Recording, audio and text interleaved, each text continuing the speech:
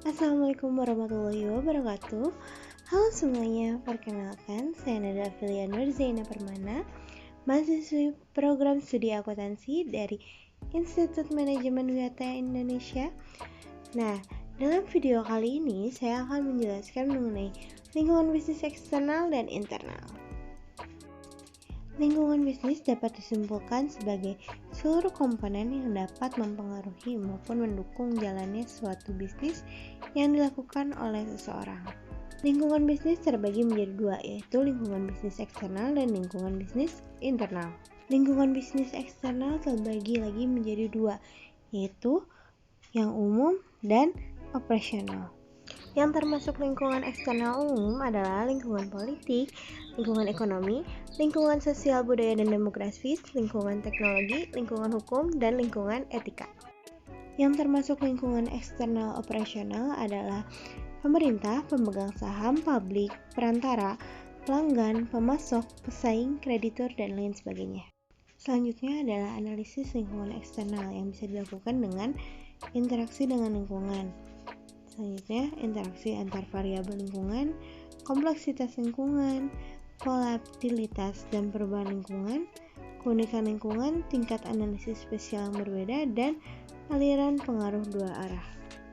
Lingkungan internal mempunyai ruang lingkup man atau tenaga kerja, 2 ada money atau modal, ketiga ada material atau bahan baku, keempat ada mesin, kelima ada metode atau cara kerja. Selanjutnya ada teori organisasi dan manajemen. Terdapat 3 teori pendekatan. Yang pertama, pendekatan klasik, pendekatan hubungan manusia, dan pendekatan sistem. Faktor penentu lingkungan bisnis. Yang pertama ada faktor eksternal. Contohnya seperti market share atau pangan pasar, media, dan pemasaran, dan lain sebagainya. Lalu ada faktor internal, yaitu seperti sumber daya manusia, corporate branding, manajemen tenaga kerja, dan lain sebagainya. Juga ada faktor lain seperti media massa, pemasaran, ekonomi makro, penggunaan teknologi, dan kebijakan pemerintah. Unsur-unsur lingkungan bisnis. Yang pertama ada lingkungan fisik, meliputi tanah, iklim, topografi, udara, air, dan infrastruktur. Yang kedua ada lingkungan perekonomian, yaitu tentang sistem pasar di mana sumber-sumber diolah, diproduksi, dan didistribusikan kepada konsumen atau masyarakat.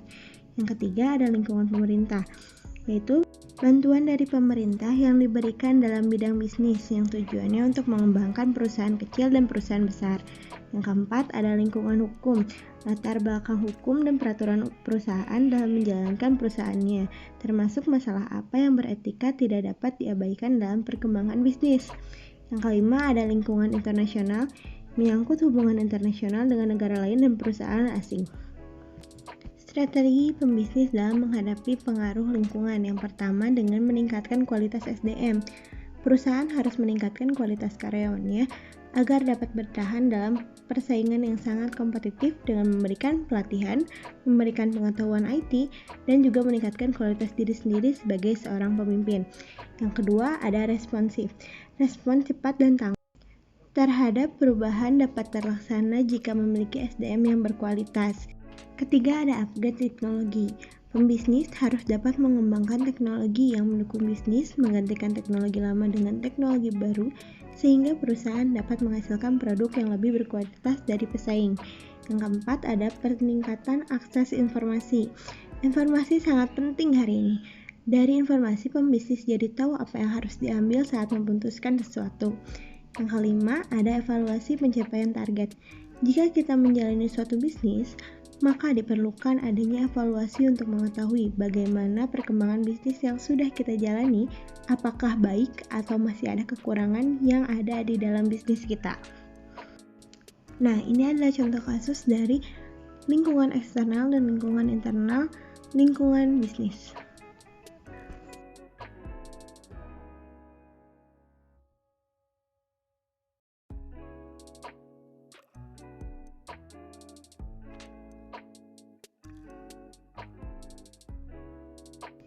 Jadi kesimpulannya lingkungan ekonomi harus menyesuaikan apa yang sedang terjadi di dalam dunia bisnis. Sehingga jika kita menjalani suatu bisnis atau sedang menjalaninya, bisa bertahan saat menghadapi perubahan dan masalah yang terjadi di dalam dunia bisnis.